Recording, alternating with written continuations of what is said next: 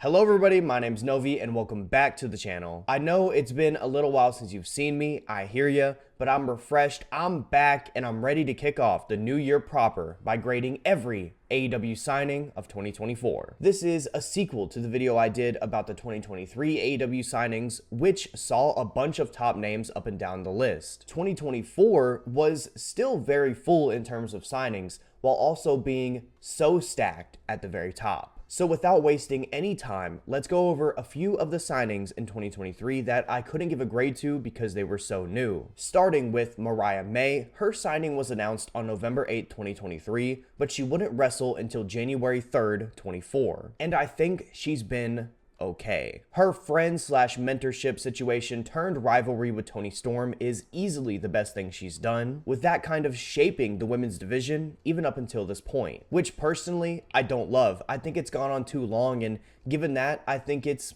honestly hurt her perception amongst the audience. But it shouldn't discredit some of the work she was doing leading into All In, which I thought was quite good. With the initial heel turn angle where she bloodied up Toni Storm with her heel being one of the best turns in AEW history and even recent wrestling history. That was a defining moment for AEW in 2024, and she deserves a lot of credit for that. Additionally, she's also been the AEW Women's World Champion for 150 days plus now, which would improve her grade if it had lived up to the expectations. Sure, there's been a steady improvement and she hasn't been having awful matches or anything like that, but it's hard not to look at a lot of the things she struggles with when there's so many great talents right behind her waiting for the opportunity, who are better than her. Also, like I said, the fact that this Toni thing has gone on so long and her beating Mariah for the title feels so inevitable has done a number on her reign, which deserves a mention even if it's not exactly her fault. So all in all, I feel like it's been pretty up and down for Mariah in AEW. And while I think we can say now that she really wasn't ready to be AEW Women's World Champion just yet, she still displays a lot of potential I feel has yet to be tapped into. For all of that, I think I'm going to go with a B- for Mariah May. Next, we'll look over to Kota Ibushi, whose signing was announced on November 15, 2023.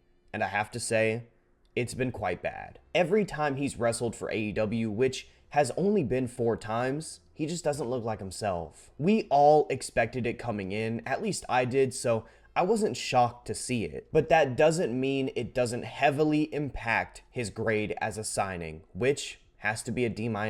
Not being an F purely because the matches he has been involved in have been pretty good. I do hope that at some point he can come back looking normal again. He's never gonna be the Kota some people got to know in New Japan, but I just want to see him look okay. I'm not holding out hope for it though, unfortunately. Next, we move to the aerial assassin announced on November 18th, 2023, Will Ospreay. Will has simply put been incredible for AEW in 2024. Almost nobody else has the ability to change the show's energy like he does. Nobody has been able to match his output in the ring.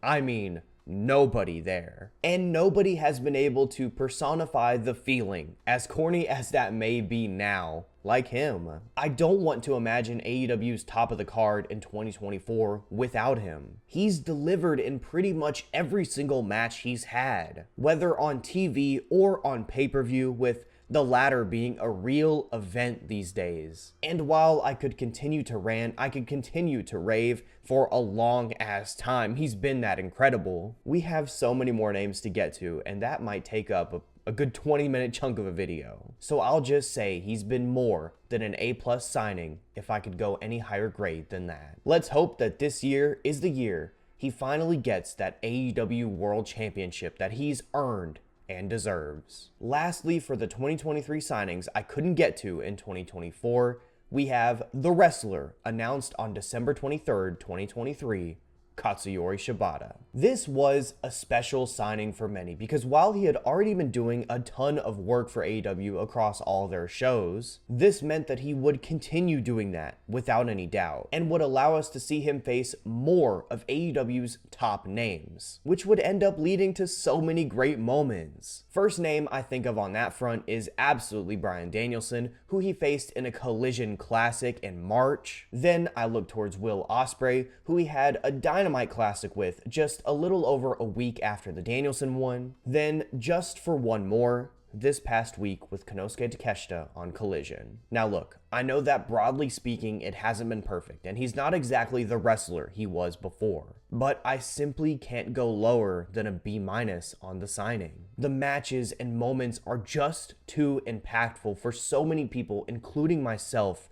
for me to go any lower. We all thought we may never see him wrestle again, and now we get to see him almost weekly. Sometimes cases like his just go beyond objectivity. Now, getting into the 2024 signings proper, we have Deonna Purazzo, announced January 3rd. The one word I can think of when it comes to her run is honestly disappointing. In places like TNA and ROH, she shined, got a good rep from those audiences, and seemed to be someone whose arrival you could really look forward to. And I did when she was first brought in, but her output across the board has me thinking that maybe I shouldn't have been. She just doesn't seem to have the it factor to make it on AEW TV, with matches that range from okay to downright honk shoe inducing, with the latter being far more frequent than the former. I'm not necessarily saying it's over and that her run is a complete disaster or anything like that. She's just not all she was touted to be and hasn't delivered when she's been given the opportunities that she has. For that, I think I gotta give her a D grade so far. Moving on, let's look a month later to February 3rd with Bryan Keith. The Bounty Hunter was always a talent I was excited about given his work on the indies. He stood out amongst a talent pool becoming increasingly homogenized by the year, and it was cool to see him finally get a shot at AEW. But the question was,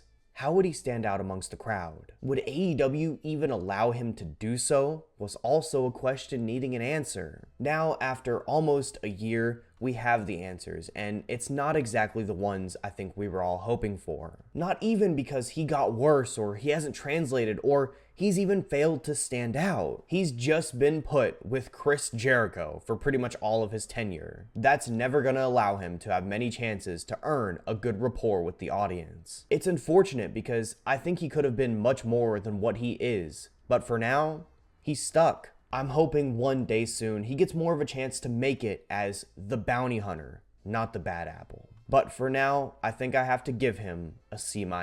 Next, we have Queen Aminata, announced February 16th. I'm not trying to bury the lead with this next line here, but I have to say, Queen is one of the most exciting wrestlers on the AEW roster. Her execution is spot on, her presence is standout, and her natural charisma is palpable. And even while she has flaws, she's only been wrestling for 7 years. She's not even close to her ceiling, which in my opinion is really high up there. Then when it comes to the tangible things she's done since being signed, I think she's made the most of every opportunity she's been given on main AEW, while also being someone very reliable that the ROH women's division can center around outside of Athena, with their match at Death Before Dishonor being one that I really enjoyed her in. I feel all in all, it's been a success and I only see it going up from here. So for now, I'm giving Queen a B. Now we move to a pair of really heavy hitters on this list, starting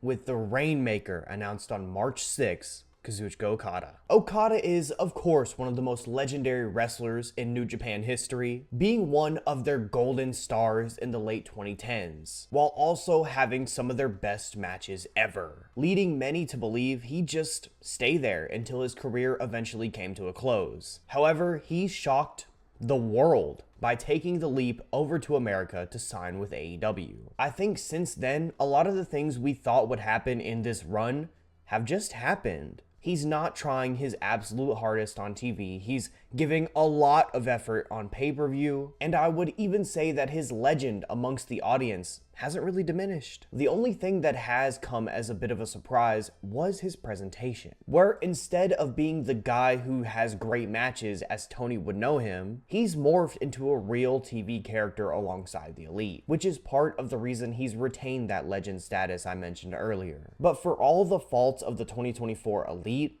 it's done him specifically a lot of good. So for all that, I think I'm gonna go with an A- for Big Kazu so far. Next, the other half of the heavy-hitting pair March 6th, big business debuting Mercedes Mone. She's someone who has had a very tough run to grade given the last couple of months she's had. Because if you asked me this in August, let's say, I would have given an admittedly critical review, even if she has that very bright spot at Double or Nothing with Willow Nightingale from the very start of her run. But now I luckily don't have to focus on much of that at all, because what a return to form she's had. I think the tide started to turn before the Chris Statlander match at Full Gear, if I'm being real, but that's where a lot of people pinpoint it, so I'm down to stick with it, especially considering that was my third favorite women's match last year. And on the match itself, I can't speak highly enough about it. Not just because it was a fantastic match and I was super happy to see Chris get put in that spot as a huge fan of hers, but also because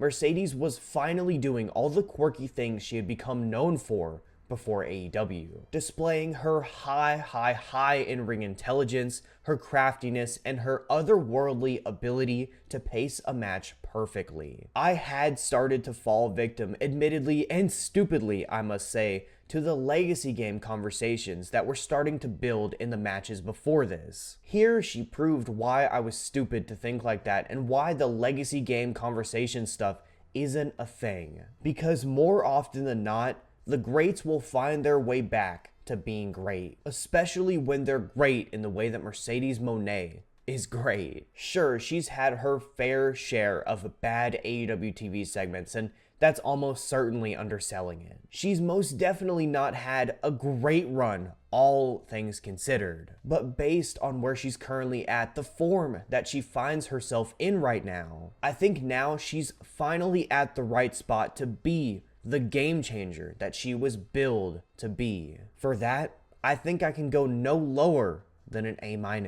Moving on to the next name, we have someone who wasn't given the All Elite graphic but is likely signed, the first of a couple on this list. Making his debut on April 27th, the Beast Mortos first appeared under that name. The king of looking great in losses, Mortos has found a way to look great no matter what he's been given. It doesn't come as any real surprise though. He is and has been one of the coolest and most dynamic luchadors in the entire world, but it is most certainly welcome as he's come in clutch for AEW time and time again. Anytime they've needed to give one of their pushes a quality win, he's right there, delivering. Not a single point in the C2, not one win at all, and nobody talked about it, because he made himself look good and had good matches. That's commendable, and I highly respect it.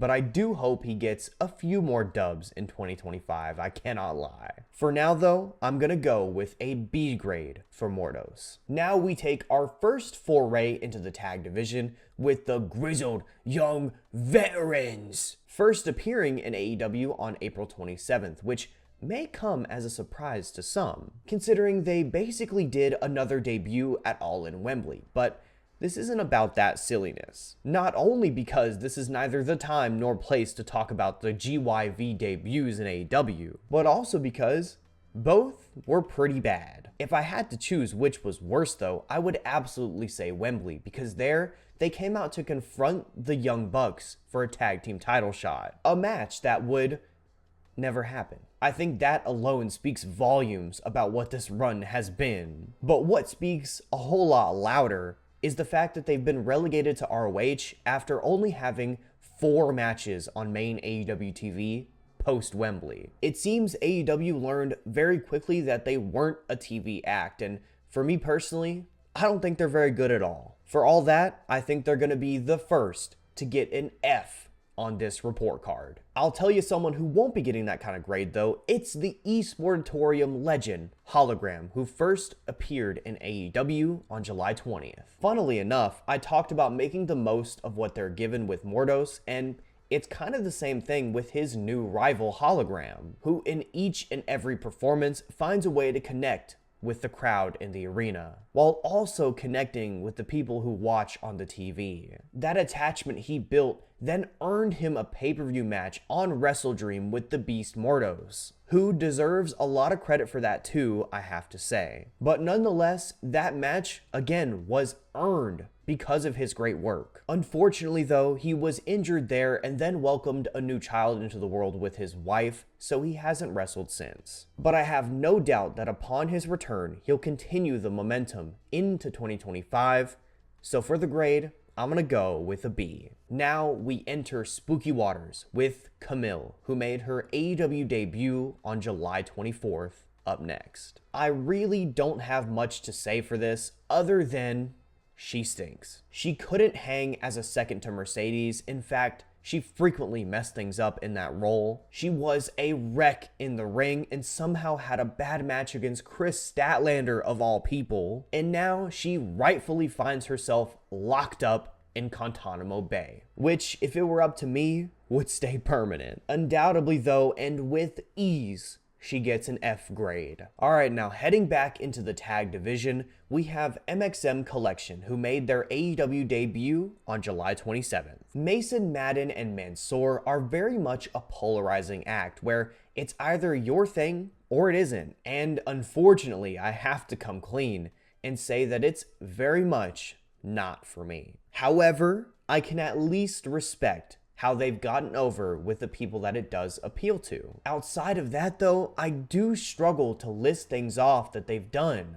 Like, they've been around, I know that, but they don't have any real notable segments. Outside of that one at Grand Slam, which was absolutely terrible. It truly leaves me struggling to grade their run so far. It hasn't been notable necessarily. But everyone's gotta get one, and at this moment, my current feelings are a D+.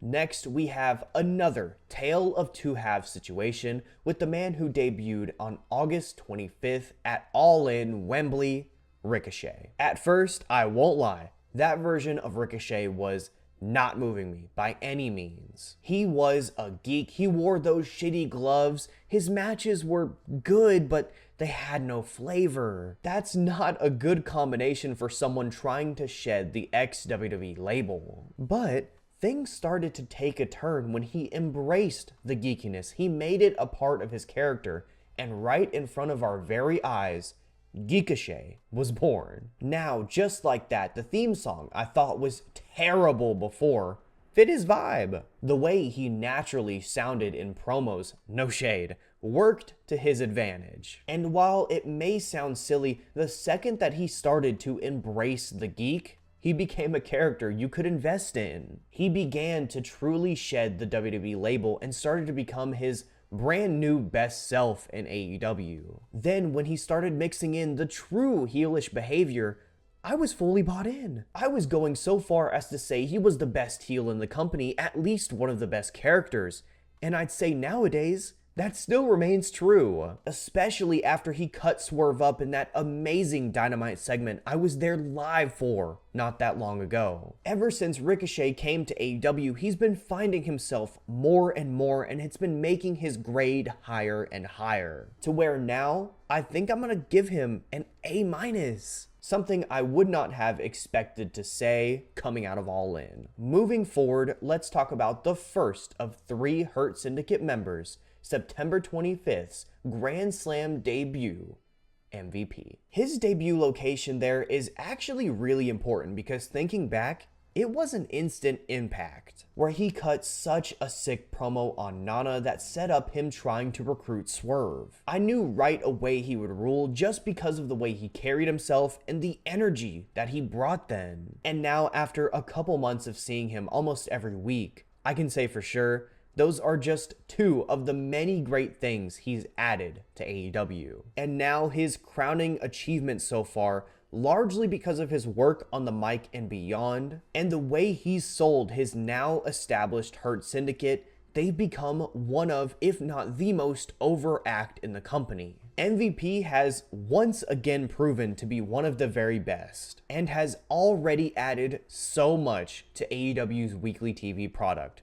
For that earns him an A grade for me. Now we look towards a guy who left AEW in February 22, but made his return on October 14th, Lio Rush. So far, it's been a much more consistent run for Lio this time around. Rather than getting all those stop-start, disconjointed programs he was getting before, he's just working matches on a regular basis now, which I think is a much better role for him considering he's a very exciting talent, with his speed and agility being standout even on a roster as stacked as AEW's. Recently too, those regular matches have been tags where he's worked alongside Action and Andretti, a somewhat quiet in every way but the attire pairing that I think has added some really fun depth to the division. Really, not much more to be said other than that, which I think is a good thing in Lio's case. So for his grade, I'm going with a C+.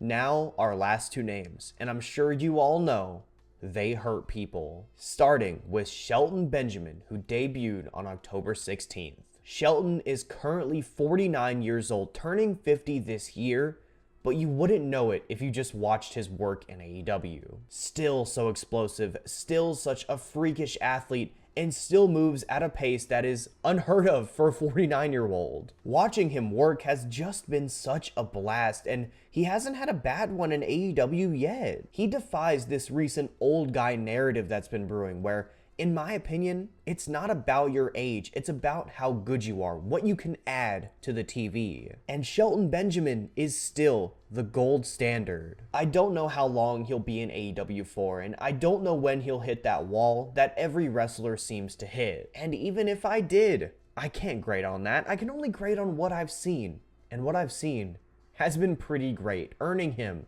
a B- grade for me. Finally, our last name on this list. Thank you guys so much if you stuck around to this point. Making his debut on October 30th, Fright Night Dynamite, we have our final Hurt Syndicate member, for now, Bobby Lashley. This is someone who I debated giving a grade to, given he hasn't had that many matches in AEW so far.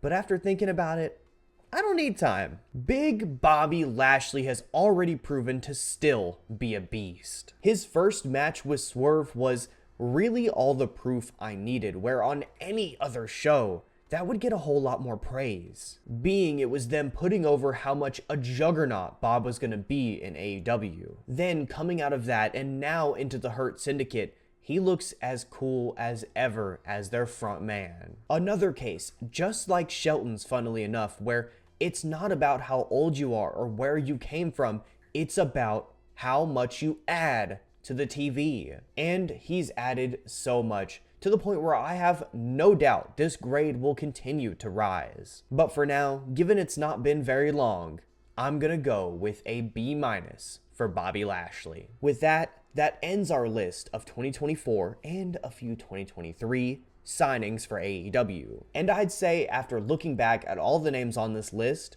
it's been a pretty great year for new talent in the land of the elite. And I'd hope to have a 2025 that ends up being this positive. But with that, that's going to do it for the video, everybody. Make sure to leave a like down below. While you're there, leave a comment with some of your grades or your thoughts on mine. And also, don't forget to subscribe to the channel, where we're always talking grabs. Thank you so much for watching, y'all. It's been Novi. It's great to be back. I'll be back again soon.